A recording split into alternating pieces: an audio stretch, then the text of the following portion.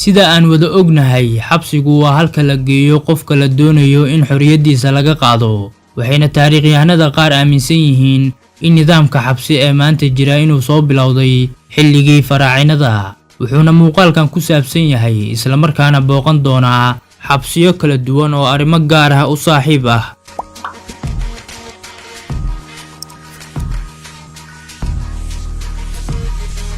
San Pedro waa xabsiga ugu weyn ee magaalada La Paz ee dalka Bolivia waxaana ku xiran in ka badan 1500 oo maxbuus. waa xabsi ay ka jirto nolosha caadiga ah waxaana ku dhex yaala suuq sidoo kalena maxaabiistu waxay la nool yihiin qoysaskooda waxaana ku arki karaysaa caruur ku ciyaaraysa xabsiga dhexdiisa. daaqadaha xabsigan waa kuweena oo kale mana lahan biro maxbuuska uusan ka bixi karin xitaa ilaaladu ma ahan kuwa foojigan oo qaarkood maba xirtaan dareeska ciidanka. maxbuuskii lacag heystana sida boqorkii ayuu ugu noolaadaa xabsigan wax walba oo uu u baahan yahayna waa uu iibsan karaa laakiin maxbuuskii isku dayaa inuu baxsado wuxuu la kulmayaa ciqaab uusan xamili karin.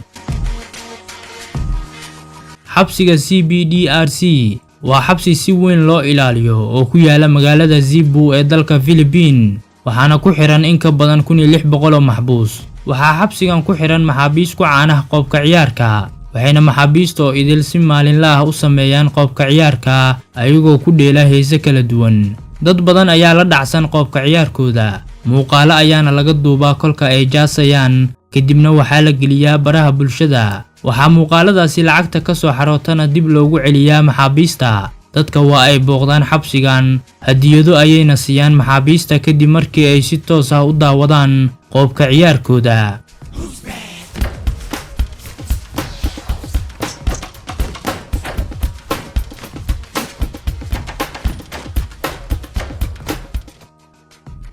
xabsiga jasiiradda Bastoy ee dalka Norway waa mid ka faa'iideysta deegaanka maadaama uu adeegsado soolarka cadceedda ku shaqeeya ayaga ayaana maxaabiistu soo saartaan cunada ay ku nool yihiin. maxaabiista xabsigan aad ayay u soo dhaweeyaan dadka booqda jasiiradda Bastoy xitaa ayaga ayaana doomaha ka soo dejiya dadka mana doonayaan inay ka baxsadaan xabsigan. waxay leeyihiin shaqo maalinle ah oo ay mushaar ku qaataan waxayna shaqada galaan 8:00 subaxnimo ayagoona ka baxa 3:00 galabnimo. maxbuus walba asiga ayaa ikhtiyaar u leh shaqada uu qabanayo. shaqooyinka ka jira jasiiradana waxaa ka mid ah tacbashada beeraha iyo dhaqashada fardaha. xilliyada cadceedu ama qoraxdu jirto waxaa loo ogolaadaa inay ku dalxiisaan xeebaha jasiiradda. askarta waardiyeysa kolkaasina ma ahan kuwa hubaysan. fursadaha ay xabsigan uga baxsan karaan waa kuwa badan laakiin qofkii la soo qabtaa asigoo isku dayaya inuu baxsado waxaa loo gudbiyaa xabsi adag oo cadaadisku ku badan yahay.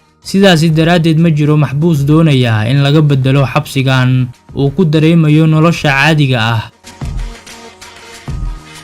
Saaka waa xabsiga jasiiradda Saaka ee dhacda inta u dhaxaysa England iyo Faransa waxaana lagu tilmaamaa inuu yahay xabsiga ugu yar xabsiyada caalamka ee maanta la adeegsado lana og yahay. waxaa dhismihiisa la dhammaystiray 1856 sida aad ka aragtaan sawirkiisa waa mid aad u baaxad yar waxaana loogu talagalay in lagu xiro hal ama laba qof oo kaliya.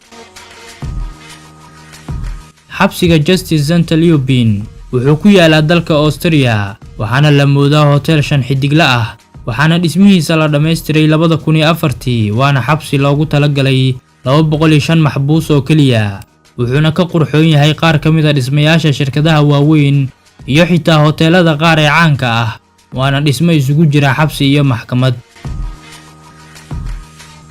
xabsiga Crisco ee ku yaala dalka Mexico waa mid maxaabiistiisu aad u xifaaltamaan mushkiladda ka jirtana muddo xal loo baarbaarayay balse ugu dambeyn maamulka xabsigan waxay go'aansadeen in labadii maxbuus ee isdoonaysa ama xurgufi ka dhaxayso in loo qabto tartan feer ah oo ay ka soo qayb galayaan dhammaan maxaabiista. tartanka feerka ee dhexmara maxaabiista waa mid dhaqaale laga sameeyo wuxuuna yareeyay dhibaatadii xabsiga ka jirtay muddo 10 sano ahna xabsigan wax dil ah gudihiisa kama dhicin.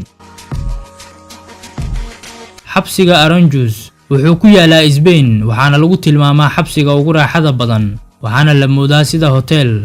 maxaabiistiisa waxaa loo ogol yahay inay la noolaadaan caruurtooda iyo xaasaskooda laakiin ma ahan sida San Pedro oo kale oo xabsigan wuxuu leeyahay qolal u gaara caruurta oo ay yeelaan waxyaabaha asaasiga ah ee carruurta loogu talagalay. Hadafka laga leeyahay adeegyadan dheeriga ahna waxay tahay in carruurtu aysan dareemin inay aabayaashoodu yihiin maxaabiis loo haysto dembiyo ay galeen.